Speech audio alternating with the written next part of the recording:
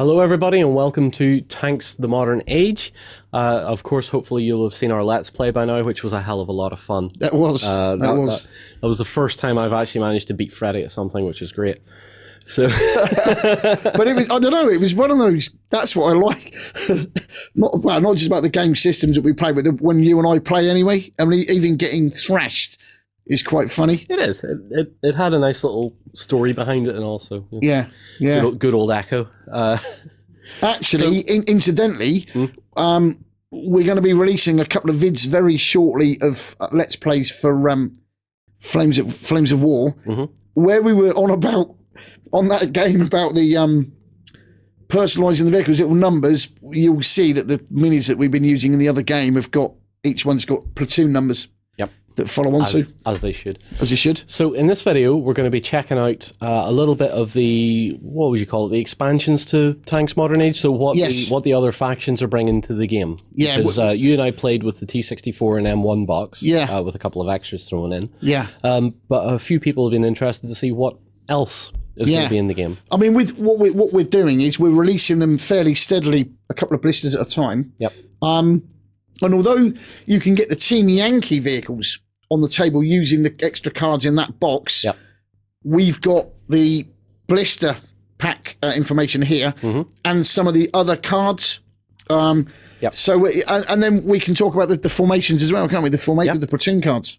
And we have the platoon cards. I will be looking at them as well. So the first thing I'm going to look at is the Americans. Yeah. Because the Americans are mostly cool.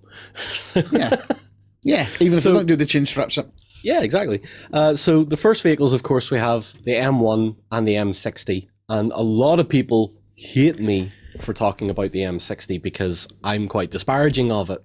And a lot of people would say, you're kind of wrong with that because it's not a bad tank. And I was like, no, it's not a bad tank because it has the British L7 gun in it. I'm joking. I'm completely joking. I have heard of M60 crews that just didn't like the little cupola, especially on the A3 with that 50 cal built into the cupola. They hated reloading that. So, but a nice tank. So is the M1, of course. But everyone knows the M1 by now. So we have a formation card. Yeah, I think let's do the formation card check first. that out. So this is, surprise, surprise, the Team Yankee. Or Team Yankee itself. And this gives us a couple of ideas for how the formation can work. Yeah. So, Freddie, do you want to inform us? Yeah, so basically, I mean, it'll using the platoon card, it allows you, as John's just shown you with the front of it, it gives a rule for that particular, the way that formation fights, which you've got it on there, I think. Yep, so sharpshooter, when attacking a model that is not within close range, models in this platoon may exchange up to 1 critical hit result for 2 hit results. Yeah. I mean, it's pretty much the strongest tank in the game anyway. You start combining that with things like the Humvee. The Humvee's very good at creeping forward, getting into a firing position, then with the missiles, with the tow, it can create quite a lot of damage. And if you start combining that with the likes of these things. The likes of these. So we have the M901 ATV and the Humvee tow, which, again, are very cool little vehicles on their own. But yes, continue. Yeah, I mean, we've got things like anti-aircraft, reconnaissance, heavy and medium tanks. Yep. So rather than just fielding a selection of tanks, we're now able to build a formation. Yeah. Which is kind of a hybrid of tanks and Team Yankee. Yeah.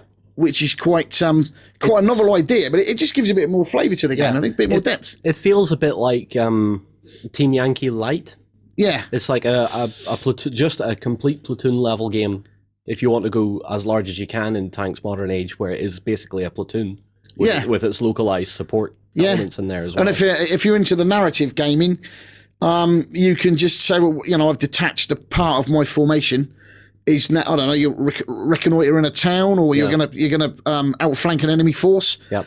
Get the minis on the table. Yep. And by using the cards in combination with some of the specialist ammo, it kind of that extra depth is quite clever. You get that as I said in our Let's Play, you get that more personal feel. You're in a lower level than you are in Team Yankee as a full-on game where you're commanding maybe 2 or 3 platoons of something. Yes. So in this case, it's like, these are your guys, these are your tanks, this is your little force. Yeah. And of course, you always get air support.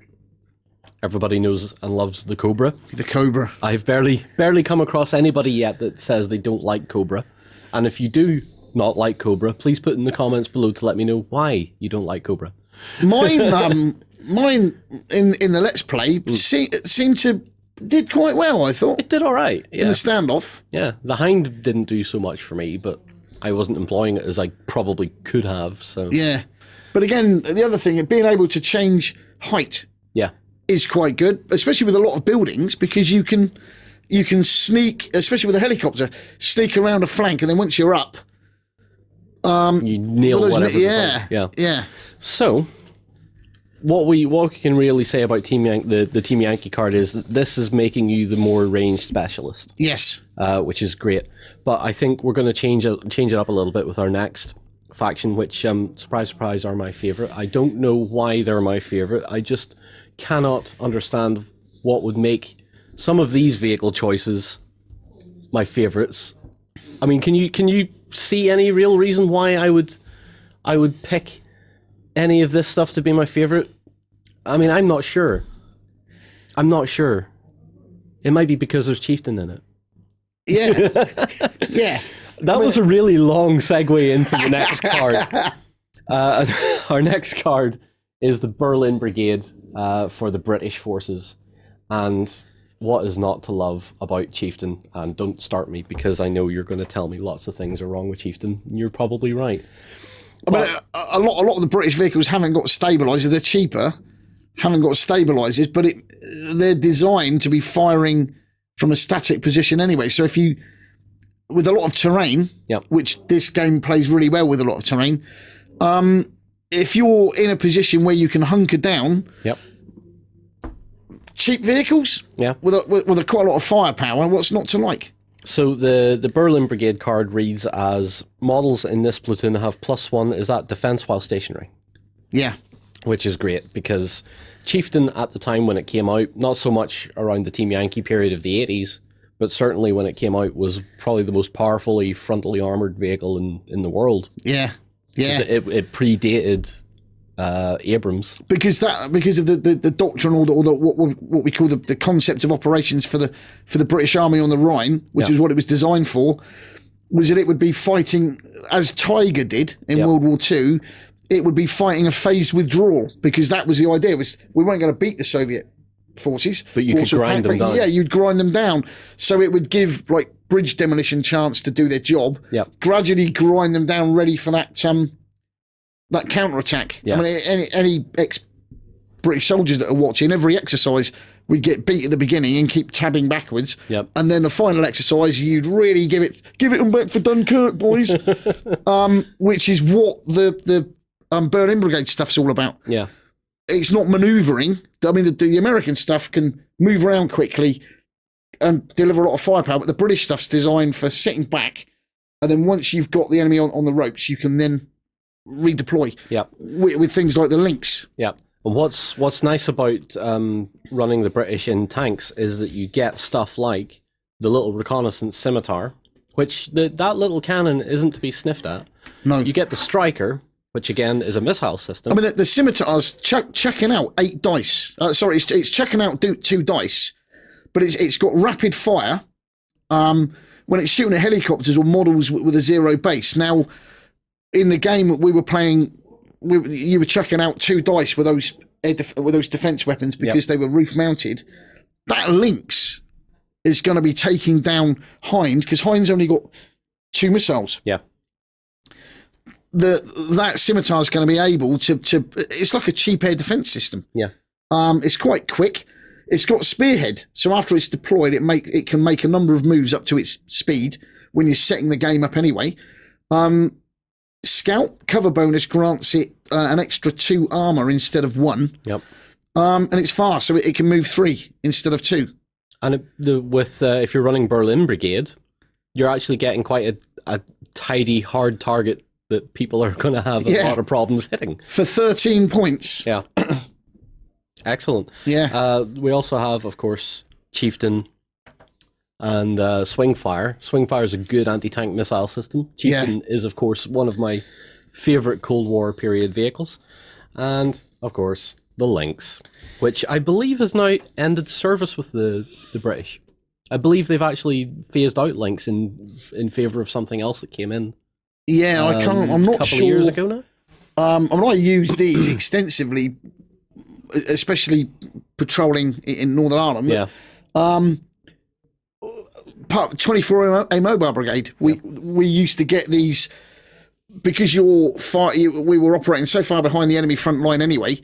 With Milan, and you'd have these things on call where they'd sit and hide and then suddenly pop up, let the missiles go, and then they drop down and zip off back to the forward rearming point. And they were very nippy. In fact, I'm thinking it was, at the time, was the fastest helicopter in the world. The only chopper, incidentally, that could do the nose on itself. And the loop. Yeah. Or I've seen one doing it sideways, like that, rolling right over. Unbelievable. Fascinating little machine. Yeah. Really fascinating. And to have it in the game, I think is quite quirky. I mean, it fires 4 missiles.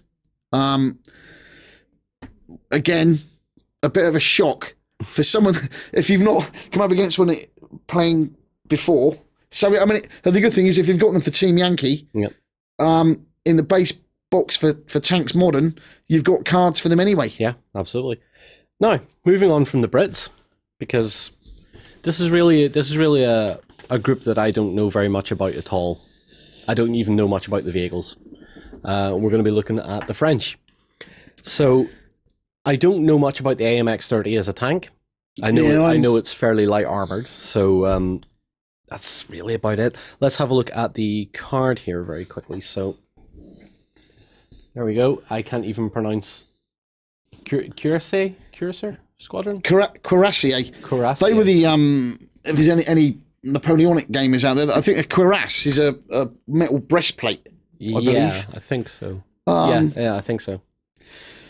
So these guys, you're going to confirm this with me in a minute. The rule's called Outmaneuver. When a model in this platoon takes a side shot against an enemy model, it gains +1. Is that attack? I think the little symbol. It's attack. That's the attack. Yeah. So it gains an attack when it's side on. Yeah. So you roll an extra dice up to, remember, that maximum of 6. Yeah. Which is good. So these guys are really this is the faction you really want to be moving around a lot with. Whereas with the Brits, and to an extent the Americans, you can sit back, and you can play the long range game of tag. I mean, when you think the AMX-30 is checking out 4 dice normally, rapid fire 5. So rapid fire, it fires 5 when shooting at helicopters or models with a 0 base. So it will normally check out 4 dice, but using in conjunction with that formation card, you're now going to chuck out, because you're not going over 6. You're now going to fire 5 because you've now managed to outflank. Again, it's obviously replicating the fact that you're hitting side armor, but that's kind of scary. The other vehicles then we have for the French, of course, we have the AMX-10P, which I believe is sort of the equivalent to the British Scimitar in a way. And then we have the helicopter, the Gazelle. The Gazelle. Love Gazelles. I see them flying around all the time. I mean, again, the Gazelle's got rapid fire. I mean, the idea with the French, the low armor values, so the idea is the maneuver. If you can get stuff onto a flanking position, I mean, they've got, they're the only nation to have artillery at the moment. If anyone's, now people know that artillery is coming.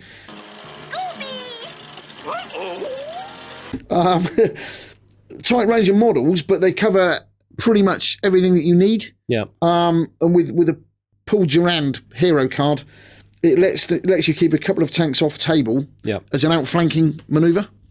So again, a nice little, not a quirk, but flavour. Yeah. For that kind of, so if you like, I don't know, if somebody had been when they were younger playing Eldar, yeah, those pesky, tricksy space elves.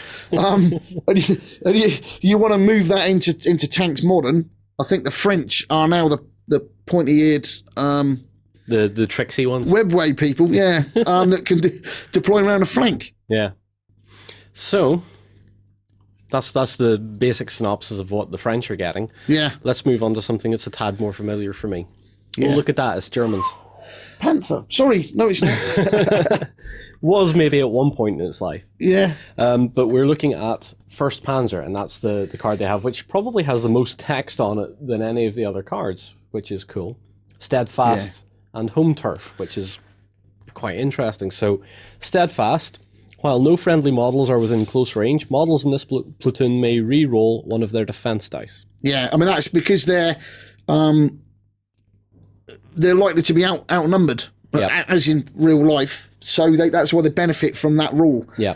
So that you don't have to bunch up. Yeah.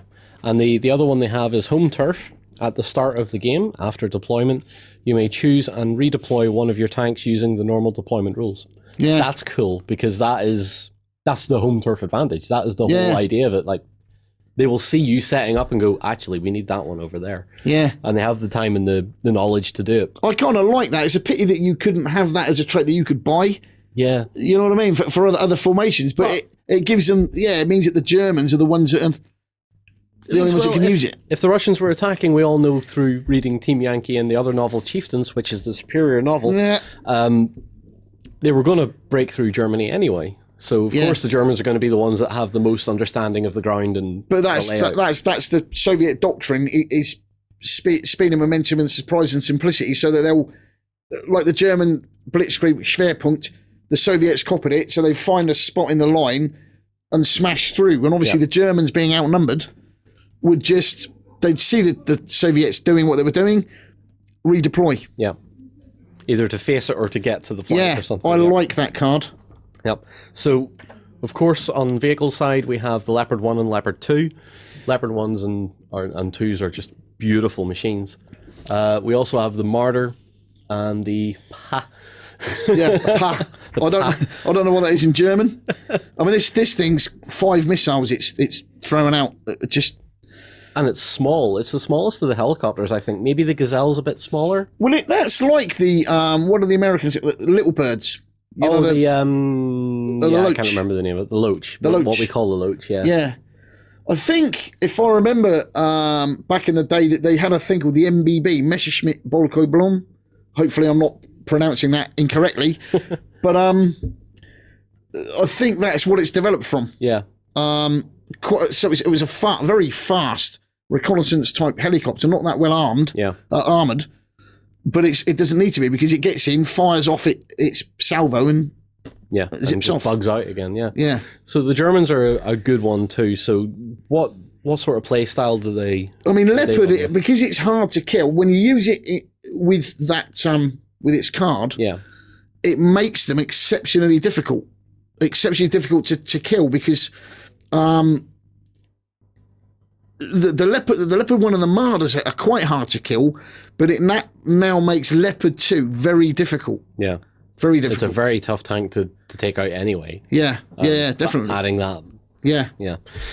So, on to the only other faction that can possibly exist, because it's the other guys, is the Soviets. Yeah. And I just want to go and just demonstrate something for you. So, look at this, T-72, T-64, those are 2 very nice tanks. Oh, look, more tanks, the T-62 and T-55. Oh, that's really nice. Oh, look, a BMP as well, and a helicopter, which is essentially a flying tank. So, the Soviets, mostly tanks. Yeah. Which is great. Yeah, you're right. They're fantastic models, and they're fantastic vehicles in real life and in the game. Yeah. And to accompany that, we have the red banner card for their formation. I mean, the kits, the way that we've got the kits now, they're so easy to put together. It takes a matter of minutes to put one of these kits together now, which is great. And because of the colouring, you're not needing, if you're not spraying them yet. Yeah. It means if you open it up, it's more or less ready to play with. Yeah, literally. Unless you're a perfectionist like me that has to paint it before they play a game. Yeah. So the red banner card has Relentless as its rule. While a model in this platoon is within close range of an enemy model or an objective, it gains +1 attack. Yeah. Which is ridiculous considering the amount of vehicles you can take. Because it's the Soviet style of play is for a horde. Yeah. As it should be. Yep. And you can either go for the cheaper option, which are the 55s and the 62s, yep. or for the slightly more advanced, the 72s, the 72 and the 64 Alpha. But all of them they can fire missiles. Yep. Which is a little bit worrying. The fact that the others can't from their tanks, but they can. But it, although I mean, there's no base defense 2 tanks, but you can add contact 5 to increase their defense.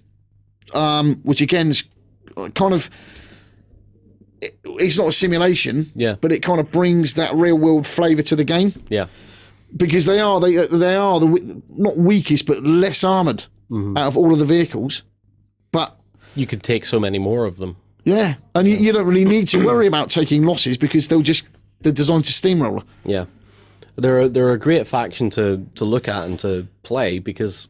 I mean, to be honest with you, I would probably be going with a lot of T-55s because T-55 is my favourite vehicle of all time. Regardless of what people think of me with Shermans and stuff like that, I need T-55s in my life. If I can ever buy a tank of my own, it'll be a T-55. Really? Because if I can get it and it drives, I know it will never break. They're 40, 50 odd years old now, sort of. They're getting on in their time. Yeah. And they're still running, and they're still fighting in certain parts of the world, so that's the tank for me if I ever need one. And the 62s are still being used in certain countries to play Tiger in films. Yeah, they are. But yeah, I see what you mean. There's kind of a simplicity to them, I think. Yeah. They might not look that pretty, but there's something that is simple and kind of, it's not like breaking down in Leopard 2 or an Abrams, where it's like, oh, here we go. Which electronic part has broke this time? The T-55 is like, well, it must have ran out of fuel. I mean, it probably like driving it round in either a modern Porsche or a Mark II Cortina. With a Mark II Cortina, you're not going to be looking at thousands of pounds to repair because you can do it yourself. Yeah. It's the T-55, in my opinion, is the Lada Reaver of military vehicles. You know, I have seen Lada Reavers driving around with like most of their bodywork missing, and the engine still sounds fine, and it still drives and steers.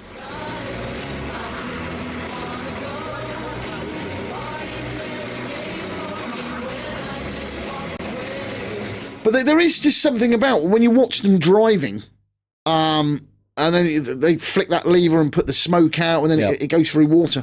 There's just something about it that it's rugged, and it's like an attack dog. It's designed for one job. It's the 55 and the 62 particularly because of whatever braking or gearing system they use. They're very jumpy.